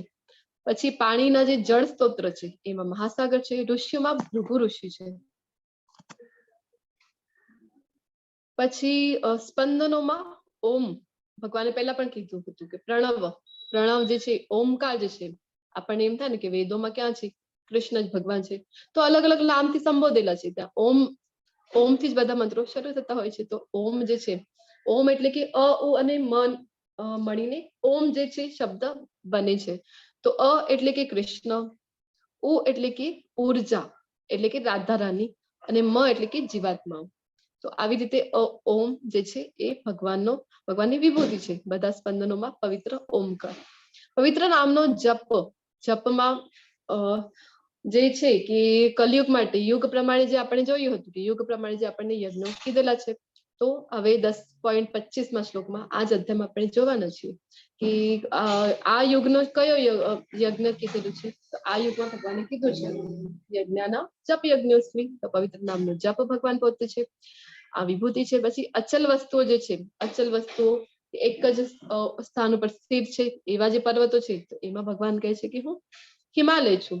પછી વૃક્ષોમાં અશ્વત્થ વૃક્ષ એટલે કે પીપલનું જે વૃક્ષ હોય છે, પીપળાનું વૃક્ષ કેવું હોય? તો એ 24 કલાક સુધી ઓક્સિજન જે છે એ ઉચ્છ્વાસ કરે છે, એટલે કે ઓક્સિજન જ છોડે છે. ઘણા બધા વૃક્ષો એવા હોય છે, મેક્સિમમ વૃક્ષો એવા જ હોય છે કે જે સાંજ પડે, સૂર્યાસ્ત થાય એની પાછળ કાર્બન ડાયોક્સાઇડ છોડતા હોય છે. પણ પીપળાનું વૃક્ષ કેવું છે? તો 24 કલાક એ ઓક્સિજન છોડતું હોય છે અને ક્યાંય પણ ઉગી જાય છે પીપળાનું વૃક્ષ ખૂબ સહેલાઈથી. અને બીજું એ છે કે પીપળાનું વૃક્ષ કેવો હોય છે? તો આખું આમ ઘનદાર હોય છે, જેના નીચે પણ નાના નાના વૃક્ષોને પણ એ આશ્રય આપે છે. બધા જીવોને પણ એ છાયા આપે છે. વૃક્ષો, નાના નાના જે પ્લાન્ટ છે એને પણ એ આશ્રય આપે છે. તો ભગવાન કેવા છે? ભગવાન પણ એવા છે, બધાના આશ્રયદાતા છે. તો એટલે વૃક્ષોમાં ભગવાન કહે છે કે પીપળાનું વૃક્ષ ભગવાન પોતે છે. પછી દેવતાઓના ઋષિઓ, દેવતા છે એ બધામાં મુખ્ય ઋષિઓ કોણ છે? તો નારદજી. હવે આપણે વાત થઈ હતી કે નારદજી જેવી રીતે આમ બતાવવામાં આવે છે ટીવી સિરિયલોમાં જનરલી, નારદજી એવા બિલકુલ પણ નથી. કે ટીવી સિરિયલમાં કેવું બતાવવામાં આવે કે અહીંયાથી ત્યાં જાય છે, પછી બધામાં ઝઘડા લગાવવાના કામ કરે અથવા તો ચુગલી કરવાનું કામ કરે. તો નારદજી એવા નથી. નારદજી ભગવાનના ખૂબ ભક્ત છે, એ નિરંતર ભગવાનના નામનું જપ કરતા હોય છે. અને નારદજી છે શ્રીમદ ભાગવતમાં આપણે જોઈ શકીએ કે ભગવાનના શક્ત્યાવેશ અવતાર છે. કઈ શક્તિ આપી છે ભગવાને એમને? તો ભક્તિની શક્તિ આપી છે. નારદજી જેમના પણ જીવનમાં જાય છે ત્યાં એમને ભક્તિ આપી છે. પ્રહલાદ મહારાજ હોય, પ્રહલાદ મહારાજ જયારે એમની માતા કયાદુના ગર્ભમાં હોય છે ત્યારે એમની ગર્ભમાં જ જે છે ભગવાનનું ભક્તિ જે છે એ નારદજી ત્યારે જ આપી દે છે. કયાદુ જે છે ઘણી વખત એવું થાય છે કે નારદજીનો પ્રવચન સાંભળતા સાંભળતા એમને ઊંઘ આવી જાય છે, પણ પ્રહલાદ મહારાજ ગર્ભથી જ ખૂબ ધ્યાનપૂર્વક સાંભળે છે. તો આવા નારદજી છે. પ્રહલાદ મહારાજ હોય ને તો જન્મથી પહેલાથી જ નોલેજ આપ્યું હતું. પછી ધ્રુવ મહારાજ નાનકડા હોય છે 5 વર્ષના. પછી જયારે શ્રીમદ ભાગવતમ નો પ્રસંગ આવે છે કે જે લખવાથી પહેલા જયારે વેદવ્યાસજી જયારે ચિંતિત હતા, ખૂબ ઉદાસ હતા, ત્યારે એમને પણ જે સાચો રસ્તો બતાવે છે. અને નારદજીનું કેવું છે ને કે ભગવાનની લીલાઓમાં ફટાફટ જાય ને એટલા માટે ભગવાનને હેલ્પ કરતા હોય છે. કે જેવી રીતે કંસનું આપણે ઉદાહરણ જોયું હતું કે કંસે એક વખત વિચાર આવ્યું કે ના, 8મી સંતાન મારું મૃત્યુનું કારણ બનશે, તો બધા બાકીના જે સંતાનો છે એમને હું છોડી દઉં છું. પણ પછી નારદજી એમને જઈને કહે છે ને કે તમને શું ખબર, 8મું પહેલેથી પણ આપણે ગણીએ તો કયું પણ સંતાન 8મું થઈ શકે, અથવા તો છેલ્લેથી ગણીએ તો પહેલું સંતાન 8મું થઈ શકે. તો શું કામ? કારણ કે એનું પાપનું ઘડું જલ્દી ભરાઈ જાય અને ભગવાન જલ્દી અહીંયા અવતરે. તો આવી રીતે ભગવાનની લીલાઓને જે છે ઝડપથી થવા માટે નારદજી સહાયતા કરે છે. તો આવા ખૂબ જ પવિત્ર ભગવાનના ખૂબ જ શુદ્ધ ભક્ત છે નારદજી. તો દેવતાઓના ગાયકો જે છે એમાં કોણ છે? તો ચિત્રરથ છે. ભગવાન કહી રહ્યા છે કે મારી વિભૂતિ છે. પછી સંપૂર્ણ હસ્તીઓ જે સિદ્ધો છે, તો સિદ્ધોમાં કોણ છે? તો કપિલ મુનિ. તો કપિલ મુનિ જે અહીંયા છે એ ભગવાનના જ અંશ છે. જે કરદમ ઋષિએ તપસ્યા કરી હતી ઘણા વર્ષો સુધી, તો ભગવાન પ્રસન્ન થઈને એમને કહે છે કે તમારી ત્યાં હું આવીશ. તો એમ ભગવાનના અંશ રૂપે કપિલ મુનિનો એમની ત્યાં જન્મ થાય છે. તો કપિલ મુનિ ભગવાનની વિભૂતિ હતા, ખૂબ જ હોશિયાર હતા. તો કપિલ મુનિ પોતાના માતા દેવહૂતિને જ્ઞાન આપે છે. સાંખ્ય યોગ યુક્ત ભક્તિ નું જ્ઞાન કપિલ મુનિ આપે છે. શ્રીમદ ભાગવતમના 3જા સ્કંદમાં ખૂબ જ વિસ્તારથી એનું જે વર્ણન કરેલું છે. તો આવા જે કપિલ મુનિ છે, એક બીજા પણ કપિલ હતા, તો એ કપિલ નહીં. અને અહીંયા જે આ કપિલ મુનિ બતાવવામાં આવ્યા છે જે કરદમ ઋષિ અને દેવહૂતિના પુત્ર છે, તો એ ભગવાનની વિભૂતિ છે. પછી ઘોડાઓમાં ઉચ્ચ શ્રવા, જયારે સમુદ્ર મંથન થાય છે તો સમુદ્ર મંથન માંથી ઉચ્ચ શ્રવા નામનો જે ઘોડો છે એ પ્રકટ થાય છે. તો એ ઉચ્ચ શ્રવા જે છે ભગવાનની વિભૂતિ છે.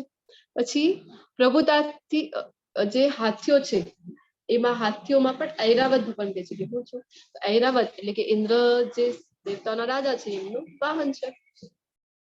7 સૂંડો હોય છે ઐરાવતને અને 4 એવા દાંત હોય છે.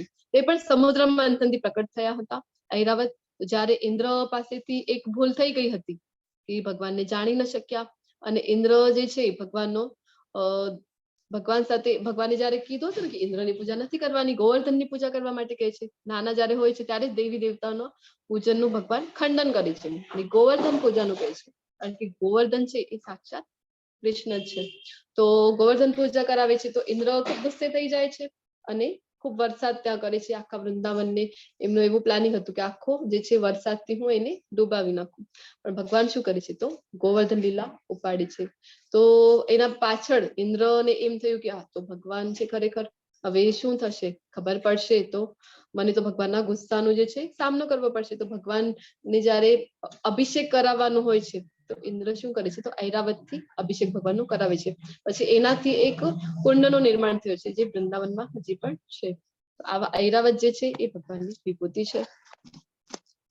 પછી પુરુષોમાં કોણ છે તો ભગવાન કહે છે કે પુરુષોમાં રાજા છું. કોઈ રાજા કેવા હોય છે તો બધા પ્રજાના પાલન કરતા હોય છે, બધા જે છે રાજાનું કહેવાનું માને છે. તો આ જે રાજા છે તો એ ભગવાન કહે છે કે મારી જ વિભૂતિ છે. પછી શસ્ત્રોમાં ભગવાન કહે છે કે વ્રજ હું છું. તો વ્રજની પણ આખી ઘટના જે છે એ વજ્ર જે છે, વજ્ર કેવી રીતે ઇન્દ્રને મળ્યું, ઇન્દ્રનું હથિયાર છે બધાને ખબર છે. તો કેવી રીતે મળ્યું આખો ભાગવતમના એ પણ વિસ્તારમાં કથા આવે છે. વૃત્રાસુર સાથે જયારે ઇન્દ્રનું યુદ્ધ થતું હોય છે, પછી વૃત્રાસુર કેવું ભયાનક રાજા અસુર હોય છે કે જેટલા પણ દેવતાઓ છે દેવતાઓના બધા જ હથિયારો જે છે ખાઈ લે છે. એ કહે છે કે હજી કોઈ હથિયાર છે તમારી પાસે તો બતાવો મને. તો એને પરાસ્ત કરવું તો એકદમ ઇમ્પોસિબલ જેવું જ હતું. તો પછી શું થયું કે ઇન્દ્ર જે છે તો દધીચી નામના ઋષિ જે હોય છે એ ખૂબ ભગવાનની તપસ્યા કરે છે, અને જેના પરથી એ કહે છે ઇન્દ્રને કે એ પોતાનું શરીર ત્યાગે છે ને કહે છે કે મારા હાડકાથી તું વજ્ર બનાવજે. તો એમના હાડકાથી આ વજ્ર જે છે બનેલું છે. તો વજ્ર કેવું છે તો વૃત્રાસુર જેણે દેવતાઓના બધા જ હથિયારોને ખાઈ લીધું હતું, તો એવા જે વૃત્રાસુરનો પરાજય કરે છે એવો જે વજ્ર છે જે કાપી નાખે વૃત્રાસુરને, એટલો કઠોર અને એટલો શક્તિશાળી. એમ કહેવાય ને કે કોઈ જે કઠોર વસ્તુને કમ્પેર કરવી હોય તો વજ્ર સાથે સરખાવવામાં આવે છે. તો આવો જે શસ્ત્ર છે વજ્ર એ ભગવાન કહે છે કે મારી વિભૂતિ છે. પછી ગાયોમાં કોણ છે તો સુરભી ગાય. સુરભી ગાય જયારે ઇન્દ્રવાળી ઘટના હમણાં જ આપણે જોઈ, તો જયારે ઇન્દ્રને એમ થાય છે કે હવે ભગવાન મારા ઉપર ગુસ્સે થઈ જશે, મેં તો અપરાધ કર્યું છે, ભગવાનનો અપરાધ થઈ જાય છે એમની પાસેથી. તો પછી ભગવાનને ગાયો ખૂબ જ પ્રિય હોય છે, ખૂબ વાલી છે. તો ઇન્દ્ર શું કરે છે તો સુરભી ગાયને આગળ કરી દે છે. સુરભી ગાય કેવી છે ભગવાનના ધામમાં આપણે જોયું હતું ને કે લક્ષાવૃતેષુ સુરભીરપિપાલયંતમ, બ્રહ્માજી વર્ણન કરે છે ભગવાનના ધામમાં એવી ગાયો છે સુરભી જેવી. તો સુરભી ગાય કેવી છે તો એની કામધેનુ પણ કહેવામાં આવે છે કે જે આપણે માંગીએ એ આપી દે. ફક્ત દૂધ જ નહીં, દૂધ તો અમૃત સમાન આપે જ છે, પણ જે વસ્તુની કામના કરીએ એ આપી દે એવી સુરભી ગાય જે છે એ છે. તો અને એવું નહીં કે દિવસે દૂધ આપે અથવા તો રાત્રે, જેટલું જોઈએ એટલું દૂધ આપે, અને દિવસ હોય કે રાત્રિ હોય કોઈ પણ સમય હોય. તો આવી જે સુરભી ગાય છે તો ભગવાનનો અભિષેક એ ગાયથી કરવામાં આવે છે, ઇન્દ્ર કરે છે. તો આ સુરભી ગાયને આગળ કરી દે છે કારણ કે ભગવાનની ગાય ખૂબ પ્રિય હોય છે. તો એ ભગવાનની વિભૂતિ છે. પછી ઉપાર્જકોમાં તો જેટલા પણ જીવ છે ક્યાંથી ઉત્પન્ન થાય છે તો એ કામદેવ છે, કંદર્પ. તો ભગવાન કહે છે કે એ હું છું.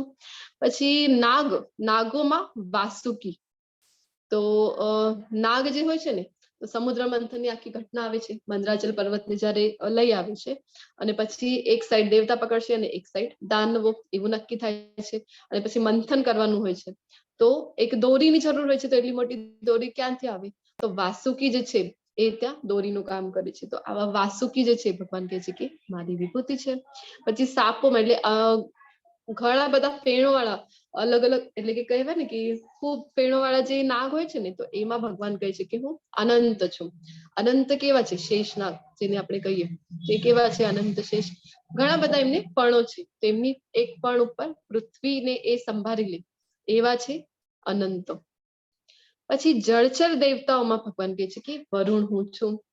વિદાય લેનારાઓ એટલે કે આજે જીવ જયારે જાય છે, આત્મા જયારે જાય છે આ શરીર છોડીને, તો પછી ક્યાં રહે છે તો પિતૃલોકમાં જાય છે. તો પિતૃલોકમાં કોણ છે ત્યાંનો કરતા થતા તો એ છે આર્યમાં. તો જે વિદાય લેનારાઓ છે, પૂર્વજો જે છે, પિતૃઓ છે, એનામાં કોણ છે ભગવાન કહે છે કે એની વિભૂતિ એટલે આર્યમાં જે છે એ હું છું.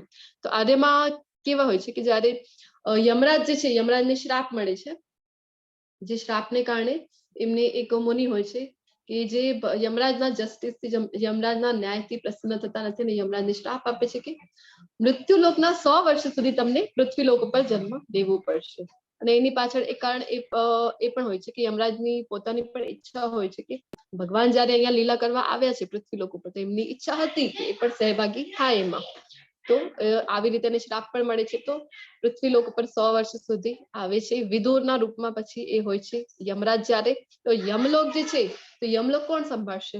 તો આ જે આર્યમાં હોય છે એ ત્યારે બંને એમ કહેવાય છે કે જે યમલોક છે અને પિતૃલોક છે એ બાજુબાજુમાં જ આવેલા છે. તો બંનેનું જે કાર્યભાર છે એ આર્યમાં સંભાળે છે ત્યારે. તો વિદાય લેનારાઓ એવા પિતૃઓમાં આર્યમાં છે વિભૂતિ, અને કાયદાના જે વિતરકો છે તો એમાં યમરાજ છે. તો યમરાજ કેવા છે? એમનું જે ન્યાય હોય છે એ કેવું હોય છે? આમ આપણે ટીવી સિરિયલમાં જોઈએ છે ને કે આવા મોટા મોટા સિંગડાઓ છે, ભેંસા ઉપર સવાર છે, અને આવા યમરાજ બતાવવામાં આવે.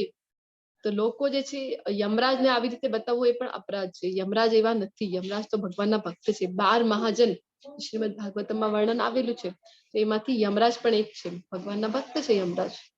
તો કાયદાના વિતરકોમાં યમરાજ છે. અને રાક્ષસોમાં પ્રહલાદજી, રાક્ષસની ત્યાં જન્મ થયો એમનો, દાનવ કુળમાં જન્મ થાય છે. તો કેટલા મોટા ભક્ત છે ભગવાનના. ભગવાનને જે આહલાદ એટલે કે ભગવાનને જે ખુશી આપે છે, તો એવા જે ભગવાનના પરમ ભક્ત છે પ્રહલાદ મહારાજ, તો ભગવાનની વિભૂતિ છે. પછી વિનાશ કરનારાઓમાં જે છે સમય છે ભગવાન. પછી પ્રાણીઓમાં, હિંસક પ્રાણીઓમાં કોણ છે ભગવાન? તો સિંહ છે. તો ભગવાનની વિભૂતિ છે. તો આપણે જે છે કે કોઈની શક્તિને પણ આપણને સરખાવીએ તો આપણે કહીએ ને કે બહાદુર પણ છે. તો એની બહાદુરી આપણે કેવી રીતે સરખાવી? કે સિંહ જેવો બહાદુર છે એવું આપણે કહેતા હોઈએ છીએ ને. તો એનો અર્થ એ નથી કે સિંહ આપણને ક્યાંય પણ મળી જાય તો આપણે અગરબત્તી લઈને એની પૂજા કરવા બેસી જઈએ કે ભગવાનની વિભૂતિ છે સિંહ, આવું નહીં. પણ એ આપણને ખ્યાલ હોવું જોઈએ કે સિંહ જે છે એ ભગવાનની, હિંસક પ્રાણીઓમાં ભગવાનની વિભૂતિ સિંહ છે. પછી પક્ષીઓમાં ગરુડ. પક્ષીઓમાં ગરુડજી છે ભગવાનના વાહન છે. ભગવાનને ક્યાંય પણ જવું હોય તો ભગવાન કોના થ્રુ જાય છે? તો ગરુડ એરલાઇન્સ. ભગવાન ગરુડ એરલાઇન્સ પકડે અને કોઈ પણ લોકમાં જવું હોય, ક્યાં પણ જવું હોય ભગવાનને, તો તરત જ ગરુડ ઉપર સવાર થઈ જાય છે. પછી શુદ્ધિકરણમાં કોણ છે ભગવાન? તો પવન છે, વાયુ જે છે. તો એ શુદ્ધિકરણની પ્રક્રિયા કરે છે. પ્રાણાયામ આપણે કરતા હોઈએ છીએ, આપણને બધાને ખબર છે. શું કામ પ્રાણાયામ કરીએ? તો આપણા શરીરનું જે શુદ્ધિકરણ છે એ એનાથી થાય છે. તો જે પ્રાણવાયુ, જેને ઓક્સિજન કહેવામાં આવે, એ વધારે ને વધારે માત્રામાં આપણે ઇન્હેલ કરીએ છીએ અને કાર્બન ડાયોક્સાઇડને એક્સેલ કરીએ છીએ. તો આ જે શુદ્ધિકરણની પ્રક્રિયા છે એ કોની કારણે થઈ શકે છે? તો પવનની કારણે. શસ્ત્ર ચલાવનારાઓમાં રામ હોય છે. તો અહીંયા શસ્ત્રની વાત થઈ રહી છે, એટલે કે રામ એટલે કે પરશુરામ. કારણ કે એક અસ્ત્ર હોય છે અને બીજા શસ્ત્ર હોય છે. અસ્ત્ર એટલે કે જે ધનુષ્ય બાણ છે સમજો, તો એને આપણે છોડીએ તો તીર દૂર જઈને લાગે છે ને, તો એ થઈ ગયું અસ્ત્ર.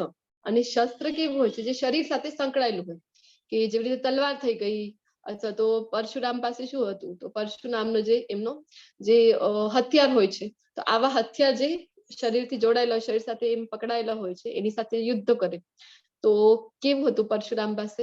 કે 21 વખત નક્ષત્રી પૃથ્વીને કરી દે છે. ક્ષત્રિયોનો જયારે ખૂબ જ જે સંતાપ વધી જાય છે આ ધરતી ઉપર, ક્ષત્રિયો ખૂબ હેરાન કરવા લાગી જાય છે, પોતાનો ધર્મ ભૂલી જાય છે. કે ક્ષત્રિયોનો અસલી ધર્મ શું છે? તો રક્ષણ કરવું. તો એ જયારે ભૂલી જાય છે તો પછી પરશુરામ શું કરે છે? તો બધા ક્ષત્રિયોનો સંહાર કરી દે છે. તો અહીંયા એટલા માટે કીધેલું છે કે શસ્ત્ર ચલાવનારાઓમાં કોણ છે? તો પરશુરામ. પછી માછલીઓમાં કોણ છે? તો મગર. ભગવાન કહે છે માછલીઓમાં હું મગર છું. હવે કોઈ પણ સાધારણ જો માછલી હોય તો એને ફસાવવાનું ખૂબ આસાન છે, આસાનીથી એને ફસાવી શકીએ. પરંતુ મગર કેવું હોય છે? મગરની પકડ કેવી હોય? જો એક વખત કોઈને પકડી લે છે તો પછી છોડતું નથી.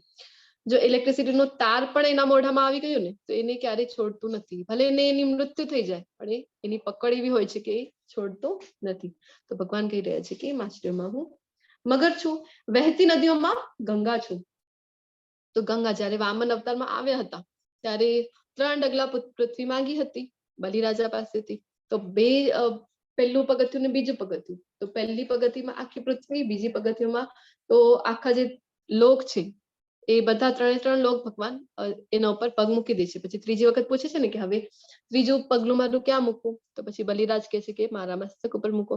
તો બીજા પગથિયામાં જયારે અંતરિક્ષમાં જયારે ભગવાનનું પગ જાય છે તો પછી એમનો જે અંગૂઠો છે ને એનો સ્પર્શ જે છે એ આધ્યાત્મિક જગત ગોલોક ચાર્ટમાં આપણે જોયું હતું ને, તો ત્યાં એમનું અંગૂઠો ટચ થઈ જાય છે. તો ત્યાંથી પછી એ જે છે ગંગા નદી જે છે ત્યાંથી વહેવાની શરૂઆત થાય છે. તો પછી ગંગા નદી છે તો એ ભગવાનના ત્યાંથી નીકળીને ભગવાનના ચરણને સ્પર્શ કરીને એ આવે છે. તો ભગવાનનું એ ચરણામૃત થઈ ગયું. ગંગા નદી જે છે એ ભગવાનનું ચરણામૃત છે. તો બ્રહ્માજી જે છે નીચે કમંડલ લઈને બેઠા હોય છે અને કમંડલમાં એને લઈ લે છે. પછી બાકીની જે નદી છે તો એનો નદીનો એટલો પ્રવાહ છે કારણ કે એ આધ્યાત્મિક જગતથી આવી છે. તો ગંગા નદીનો ખૂબ પ્રવાહ હોય છે. તો કોણ ધારણ કરશે, તો એને શિવજી જે છે પોતાની જટામાં ધારણ કરી લે છે. પછી અહીંયા આપણી ત્યાં જે આવી છે તો શિવજીએ તો ગંગાને ધારણ કરી લીધી, પણ પૃથ્વી લોક ઉપર કેવી રીતે પવિત્રીકરણ થશે? તો પછી જયારે અહીંયા પૃથ્વી લોક ઉપર ગંગાજીને જયારે આવશ્યકતા હતી જયારે એને અહીંયા બોલાવવા માટે જે તપસ્યા કરે છે એ ઋષિ મુનિ, તો પછી જયારે શિવજી પોતાની વાણી એક લટ માત્ર ખોલી દે છે અને એનાથી જે ગંગા વહીને આવે છે તો એ ગંગા આપણી પૃથ્વી ઉપર છે, જે આપણે એના દર્શન જે હરિદ્વારમાં છે ને કે આપણે કરીએ છીએ ગંગા નદીના દર્શન. તો આ છે ભગવાનની વિભૂતિ. પછી રચનાઓમાં શરૂઆત, અંત અને મધ્ય. ભગવાન પોતે છે વિજ્ઞાનમાં આત્માનું આધ્યાત્મિક વિજ્ઞાન. હવે આખું સાયન્સ લઈ લઈએ તો સૌથી ઇમ્પોર્ટન્ટ સાયન્સ કયું છે એમાં? તો સ્પિરિચ્યુઅલ સાયન્સ જે છે સૌથી ઇમ્પોર્ટન્ટ છે. તો એ ભગવાન કહી રહ્યા છે કે હું છું, મારી વિભૂતિ છે. પછી તર્કશાસ્ત્રીઓમાં નિર્ણાયક સત્ય હું છું. અક્ષરમાં ભગવાન કહે છે કે હું છું. કારણ કે કોઈ પણ શબ્દ આપણને બધાને ખબર છે કે કોઈ પણ શબ્દ છે તો વગર કોઈ પણ શબ્દ બની શકતું નથી. તો જ જે છે ભગવાન કહે છે કે એ અક્ષર જ હું છું. પછી સંયોજન શબ્દો, અહીંયા સમાસની વાત એટલે કે વ્યાકરણનો આ વિષય છે. તો એમાં સમાસ એટલે કે બે શબ્દોને મળીને એક શબ્દ જે બને છે તો 4 પ્રકારના સમાસ છે. તો હરે કૃષ્ણ, કાઇન્ડલી મ્યુટ yourself.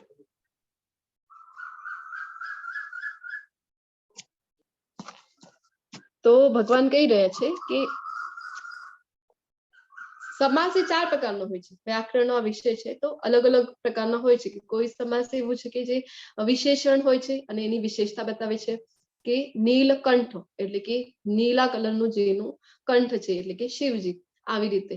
પછી કોઈ સમાસ હોય જેવી રીતે રસોઈ ઘર છે તો રસોઈ એ જે એક શબ્દ છે એ વધારે ઇમ્પોર્ટન્ટ હોય છે અને બીજો એ પ્રાઇમરી અને સેકન્ડરી આવી રીતે એમની જે છે ઇમ્પોર્ટન્સ હોય છે. અને દ્વંદ્વ સમાસ કેવું છે કે બંને શબ્દો જે છે એ બંને શબ્દો ઇક્વલી ઇમ્પોર્ટન્ટ જ્યાં હોય છે એને દ્વંદ્વ સમાસ કહેવામાં આવે છે. કે જેવી રીતે છે કે સીતારામ, તો અહીંયા સીતાજી અને રામજી એટલા જ ઇમ્પોર્ટન્ટ છે તો એને કહેવામાં આવે દ્વંદ્વ સમાસ. અથવા તો કૃષ્ણ અર્જુન, તો કૃષ્ણ અને અર્જુન, કૃષ્ણાર્જુન એટલે કે કૃષ્ણ અર્જુન બંને તેટલા જ ઇમ્પોર્ટન્ટ છે. તો આવા જે હોય છે એને દ્વંદ્વ સમાસ કહેવામાં આવે છે. તો એ ભગવાન કહે છે કે સમાસોમાં એ દ્વંદ્વ સમાસ છે. પછી સર્જકોમાં જે કંઈ પણ સર્જન થઈ રહ્યું છે તો બધા સર્જકોમાં બ્રહ્માજી એ હું છું. પછી મહિલાઓમાં ખ્યાતિ, નસીબ, ભાષા. હવે કોઈ મહિલાઓની વાણી ખૂબ સરસ છે, બુદ્ધિમાન છે, વફાદારી છે, ધીરજ છે, એ બધા જે ગુણો છે તો ભગવાન કહે છે કે એ વિભૂતિ મહિલાઓમાં મારા લીધે છે. પછી ભજનોમાં જે બૃહદ સામ છે તો સામવેદની એક શ્રુતિઓ છે તો એ ખૂબ સુંદર સુંદર સ્તુતિઓ છે બૃહદ સામ, તો એ ભગવાન કહી રહ્યા છે કે હું છું. કવિતામાં ગાયત્રી હું છું. મહિનાઓમાં માર્ગશીર્ષ મહિનો ભગવાન કહી રહ્યા છે કે મારી વિભૂતિ છે. ઋતુઓમાં વસંત ઋતુ, વસંત ઋતુ આપણે બધાને ખબર છે કે જયારે વસંત ઋતુ આવે ત્યારે નવા નવા જે પાલવ છે એ વૃક્ષોમાં અને લતાઓમાં આપણને જોવા મળે છે. તો આવી વસંત ઋતુનો રાજા પણ કહેવામાં આવે છે. તો ભગવાન કહી રહ્યા છે કે હું છું. પછી છેતરપિંડીમાં જુગાર એટલે કે દ્યુત ભગવાન કહે છે કે હું છું. કોઈને એમ થાય કે હું કોઈને પણ ઇઝીલી બેવકૂફ બનાવી શકું છું, કોઈને પણ મૂર્ખ બનાવી શકું, પણ ભગવાન કહે છે કે છેતરપિંડીમાં તો દ્યુત જ હું છું. તો છેતરપિંડી પણ આપણે જો કરવા જઈએ તો એના પણ ભગવાન જે છે એમાં પણ આપણા પિતા છે. તો ભવ્યતા જે હોય છે એમાં વૈભવ ભગવાન કહી રહ્યા છે કે પોતે છે. પછી મજબૂત જે છે એમાં શક્તિ ભગવાનથી છે. પછી વૃષ્ણિના જે વંશજો છે એ બધામાં વાસુદેવ છે ભગવાન પોતે, ભગવાન વિષ્ણુના વંશજમાં જન્મ લે છે કૃષ્ણ તરીકે, એને વાસુદેવ તરીકે પણ ઓળખવામાં આવે છે.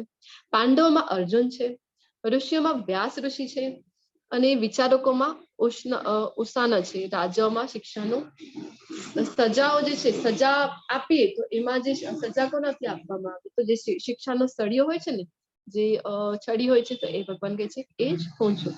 પછી વિજય જે શોધનારાઓ છે એમાં નૈતિકતા હું છું, રહસ્યોમાં મૌન હું છું, અને ડાહ્યો જે છે એમાં શાણપણ. તો પ્રભુજી ભાગવતમના વર્ગમાં કહે છે રહસ્ય, કોઈ પણ વાતમાં જો રહસ્ય હોય ને તો એ આપણને ખૂબ જ ઇન્ટરેસ્ટિંગ લાગતી હોય છે. એક સાયકોલોજી છે, પ્રભુજી સમજાવે છે કેવી રીતે.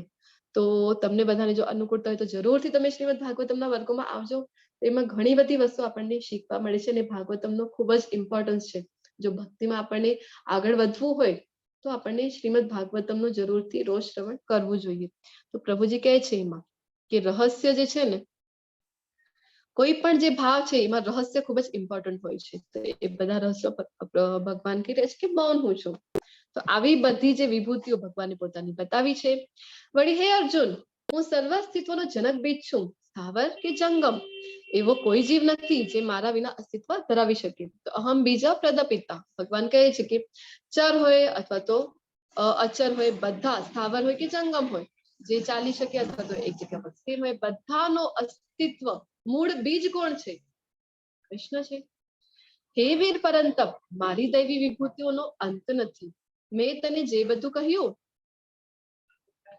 તે તો મારી અનંત વિભૂતિઓનો એક સંકેત માત્ર છે. હવે આપણે જોયું હતું ને કે ભગવાનનું ઐશ્વર્ય કેવું છે, તો ભગવાન ખૂબ ઐશ્વર્ય ધરાવે છે. તો ભગવાનના ઐશ્વર્યને કોણ જાણી શકે? તો ભગવાન પોતે જ જાણી શકે છે. પણ અહીંયા એક ભગવાન આપણને થોડોક અંશ બતાવી રહ્યા છે કે જેના કારણે આપણે ભગવાનને જાણી શકીએ. એ વિભૂતિઓ જે આપણે જોઈ, તો એ જોઈને આપણને કૃષ્ણ યાદ આવવા જોઈએ. પીપલનું વૃક્ષ જોઈએ તો આપણને યાદ આવવું જોઈએ કે ભગવાનની વિભૂતિ છે. પછી આખા જે છે ભગવાને કીધું છે કે હું જે છે બધા જ જીવમાત્રોમાં ચર હોય કે અચર, બધામાં ભગવાન જે છે ક્ષીરોદક વિષ્ણુના રૂપમાં ભગવાન પ્રવેશે છે. આપણે જયારે આખું આમ લહલહાતું આખું ખેતર જયારે જોઈએ છીએ ત્યારે આપણને કૃષ્ણ યાદ આવવા જોઈએ કે આખું કેટલું સુંદર મજાનું અહીંયા ખેતર છે, તો કેટલા બધા કૃષ્ણ છે અહીંયા. આવી રીતે ભગવાનને આપણે ભગવાનની વિભૂતિઓ ખબર હોય તો આપણે ભગવાનની સતત ચિંતન કરી શકીએ. તું જાણી લે કે સમગ્ર ઐશ્વર્ય, સૌંદર્ય તથા તેજસ્વી સર્જનો મારા તેજના એક સ્ફુલિંગ માત્ર માંથી ઉદ્ભવે છે. તો બધું જે કંઈ પણ છે એ ભગવાનથી જ ઉદ્ભવે છે. ભગવાનના એક અંશ આપણે જોયું હતું કે જે મહાવિષ્ણુ છે ભગવાનના માત્ર એક અંશ છે, તો એમનાથી જ બધું જે છે ઉદ્ભવે છે. હવે ભગવાન તો છે પોતાના ઓરિજિનલ ધામમાં જ પોતાનું રૂપ છે, શ્યામ સુંદર, મુરલી મનોહર અને ત્રિભંગ સ્વરૂપ જે ઓરિજિનલ રૂપ છે. તો એવા રૂપમાં ભગવાન પોતે તો ક્યાં વિરાજે છે? તો નિત્ય ગોલોક ધામમાં વિરાજે છે. પણ ભગવાન શું કરે છે કે જેવી રીતે કોઈ પ્રધાનમંત્રી હોય અથવા તો રાજા હોય, તો રાજા શું કરે? રાજાને પ્રત્યેક જે એના જે ડિસ્ટ્રિક્ટ છે, અલગ અલગ ડિસ્ટ્રિક્ટમાં પ્રધાનમંત્રીને અલગ અલગ રાજ્યમાં જઈને જોવું પડે છે પોતે જઈને? ના, એના માટે એ કાર્યકારી જે મંત્રીઓ છે એમને એ રાખે છે કે આ મંત્રી છે તો આ જે કારભાર છે એ બધું આ ડિપાર્ટમેન્ટ જે હોય છે, તો અલગ અલગ ડિપાર્ટમેન્ટના અલગ અલગ મંત્રીઓ છે, અલગ અલગ રાજ્યના પણ મંત્રીઓ છે, તો એ બધા એ સંભાળે છે. પણ કોનું ચાલે છે? કોની ઈચ્છાથી બધું ચાલે છે? તો રાજાની ઈચ્છાથી અથવા તો પ્રધાનમંત્રીની ઈચ્છાથી બધું ચાલે છે. તો સેમ વે કૃષ્ણ જે છે પોતાના ધામમાં પોતાના ઓરિજિનલ રૂપમાં નિત્ય વિરાજે છે, પરંતુ એમણે જે અલગ અલગ મંત્રીઓ છે, જેવી રીતે બધા ડિપાર્ટમેન્ટ આપી દીધા છે, દેવી દેવતાઓને બધો ડિપાર્ટમેન્ટ આપ્યો છે. તો ઇન્દ્ર છે વરસાદ વરસાવશે, આવી રીતે બધા ડિપાર્ટમેન્ટ. પછી લક્ષ્મીનું ડિપાર્ટમેન્ટ જે છે એ લક્ષ્મીજીને આપ્યું છે, બુદ્ધિનું ડિપાર્ટમેન્ટ સરસ્વતીજીને આપ્યું છે. તો આવી રીતે એ જે બધા દેવી દેવતાઓ છે એ કૃષ્ણના જે છે કૃષ્ણની જ ઈચ્છાથી એ બધા કાર્યરત છે. એમને જે શક્તિ છે એ પણ કૃષ્ણ જ આપેલી છે. આપણને ખબર પડવું જોઈએ કે મૂળ જે છે એ કોણ છે? તો કૃષ્ણ છે. હરે કૃષ્ણ. તો આપણને જો ઝાડ છે, કોઈ વૃક્ષ છે, તો એને જો પાણી આપવું હોય તો આપણે ક્યાં આપીએ એને પાણી? એના બધા પાંદડાઓને બધા પાંદડાઓને પાણી આપી દઈએ, પછી એની ડાળખીઓને પાણી આપીએ, અને આવી રીતે કરીએ, એક એક ફૂલને એક એક ફળને પાણી આપીએ, કે પછી સીધું મૂળને જ પાણી આપીએ છીએ? હરે કૃષ્ણ. શું કરીએ આપણે? મૂળને પાણી આપીએ તો આખા વૃક્ષને પાણી મળી જાય છે. તો સેમ વે કૃષ્ણ જે છે એ મૂળ છે. તો કૃષ્ણની જો આપણે ભક્તિ કરીએ, ઘણા લોકોને એમ થાય કે અમે તો બીજા દેવી દેવતાઓની પૂજા કરીએ છીએ, પછી અમે તો કુળદેવીનું કરીએ છીએ, તો પછી એ શું થશે? તો એ દેવી દેવતા કોપાયમાન થઈ જશે? તો આવું નથી. તો કૃષ્ણ જે છે મૂળ છે, બધા એમનાથી જ આવે છે. તો કૃષ્ણની જો આપણે સેવા કરીએ તો બધાની સેવા ઓટોમેટિક થઈ જશે. જેવી રીતે આખા વૃક્ષને પાણી મળી જાય છે, એવી રીતે બધાની સેવા ઓટોમેટિક થઈ જશે. પરંતુ હે અર્જુન, આ સર્વ વિગતવાર જ્ઞાનની શી જરૂર છે? હું તમારા એક અંશ માત્રથી આ સમગ્ર બ્રહ્માંડને વ્યાપીને તેને ધારણ કરું છું. તો ભગવાન કહી રહ્યા છે કે મારું એટલું ઐશ્વર્ય જાણવાની અને આ બધું જ્ઞાન લેવાની શું જરૂર છે? તો મેઇન શું છે કે હું તમારા એક અંશથી જ આખા બ્રહ્માંડને પણ ધારણ કરી શકું છું. તો આવી રીતે આ સુંદર મજાનો અધ્યાય, આપણો 10મો અધ્યાય એની સાથે જે પૂર્ણ થાય છે. અહીંયા આ અધ્યાયમાં આપણે જોયું છે કે કૃષ્ણ અજ્ઞાત છે અને બધાનો સ્તોત્ર, બધાનું જે કારણ છે, મૂળ કારણ છે, સ્તોત્ર કોણ છે? તો કૃષ્ણ પોતે છે. પછી શુદ્ધ ભક્તિ, ભગવદ ગીતાનો જે સાર છે. તો આખા ભગવદ ગીતાને શીખીને આપણે શું શીખવું છે અને કેવી રીતે એને આપણે જીવનમાં ઉતારવાની છે. આપણે ડે 1 માં ચર્ચા થઈ હતી. આપણે અહીંયા લેવલ 1 છે, અહીંયા આપણે અમુક સમજ લઈ શકીએ છીએ, પણ એમાંથી પણ આપણે એવું જ્ઞાન લઈશું કે આપણે વ્યવહારુ જે આપણો ડે ટુ ડે લાઈફ છે એમાં આપણે ઉતારી શકીશું. તો મેઇન જે છે ભગવદ ગીતામાંથી શું શીખવાનું છે, શું આચરવાનું છે? તો ભગવાનની શુદ્ધ ભક્તિ. કારણ કેવળ ભક્તિથી જ આપણે કૃષ્ણને કરી શકીશું. હરે કૃષ્ણ. Kindly mute yourself. પછી અર્જુને કૃષ્ણનો સર્વોચ્ચ પદ સ્વીકાર્યો. ભગવાન કૃષ્ણ એ તેમના વિભૂતિઓનું વર્ણન કર્યું. ભગવાને પોતાની બધી વિભૂતિઓ બતાવી છે કે કઈ વસ્તુમાં ભગવાનને કેવી રીતે આપણે યાદ કરી શકીએ. આની સાથે આ વિભૂતિ યોગ નામનો સુંદર મજાનો અધ્યાય પૂર્ણ થાય છે. તમારા બધાને ખૂબ ખૂબ ધન્યવાદ કે તમે બધા ખૂબ શાંતિથી સાંભળો છો. વાંછા કલ્પતરુભ્યશ્ચ કૃપા સિંધુભ્ય એવ ચ પતિતાનાં પાવનેભ્યો વૈષ્ણવેભ્યો નમો નમઃ. અનંત કોટી વૈષ્ણવ વૃંદ કી જય. તો આપણે હવે સાથે મળીને એક માળા કરી લઈએ.